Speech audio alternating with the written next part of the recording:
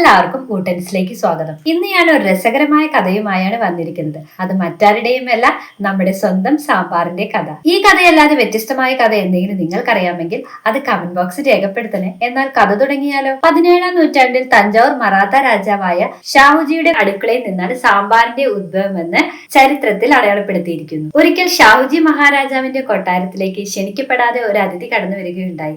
മറ്റാരുമായിരുന്നില്ല, ഛത്രപതി ശ്രീ ശിവജി മഹാരാജാവിന്റെ മകനായ സാംബാജി രാജാവായിരുന്നു. ക്ഷണിക്കപ്പെടാതെ വന്ന അതിഥിയാണെങ്കിലും സാംബാജിയെ കണ്ട ആനന്ദത്തിൽ ഷാഹുജി രാജാവിന് അതിഥിക്ക് ഉച്ചഭക്ഷണത്തിനായി ഒരു പ്രത്യേക വിഭവം വിളമ്പണമെന്ന ആഗ്രഹമുണ്ടായി. എന്നാൽ അതിനായി പാചകക്കാരനെ സമീപിച്ചപ്പോഴാണ് രോഗി ഇച്ഛിച്ചതും വൈദ്യം കൽപ്പിച്ചതും ഒരുപോലെ എന്ന ചൊല്ലിന് സമാനമായി അത് സംഭവിച്ചത്. എന്തെന്നാൽ പാചകക്കാരൻ ഷാഹുജി മഹാരാജാവിന് പ്രിയപ്പെട്ട അംതി എന്ന പരമ്പരാഗത വിഭവം ഉണ്ടാക്കാൻ തയ്യാറെടുക്കുകയായിരുന്നു. പക്ഷേ അപ്പോഴാണ് അതിനാവശ്യമായ കോക്കും പയർവർഗ്ഗങ്ങളുടെ അഭാവം അദ്ദേഹത്തിന്റെ ശ്രദ്ധയിൽപ്പെട്ടത്. ഉടനെ അദ്ദേഹം തൂരപ്പരിപ്പും പുളിച്ചാറും പച്ചക്കറിയും തേങ്ങയും ചേർത്ത് ഒരു പുതിയ കറി ഉണ്ടാക്കുകയായിരുന്നു. പാചകക്കാരന്റെ സമീപത്തെത്തിയ രാജാവ് ആ കറി രുചിച്ചു നോക്കി. അതിന്റെ സ്വാദിൽ വളരെയധികം ആകർഷനായ രാജാവ് തന്റെ പാചകക്കാരനെ അഭിനന്ദിക്കുകയും അന്നത്തെ വിശിഷ്ടാതിഥിക്ക് ആ പുതിയ വിഭവം വിളമ്പുകയും ചെയ്തു. സാംബാജിയോടുള്ള ആദരസൂചകമായി ആ വിഭവത്തിന് സാമ്പാർ എന്ന് പേര് നൽകുകയും ചെയ്തു. കൂടാതെ നിങ്ങൾക്കറിയാമോ, സാമ്പാർ ഒരു പ്രത്യേക ആയുർവേദ മരുന്നായി കാണുന്നില്ല. എന്നിരുന്നാലും പല ചേരുവകളും തയ്യാറാക്കുന്ന രീതിയും ആയുർവേദ തത്വങ്ങളുമായി പൊരുത്തപ്പെടുന്നു. പുളി,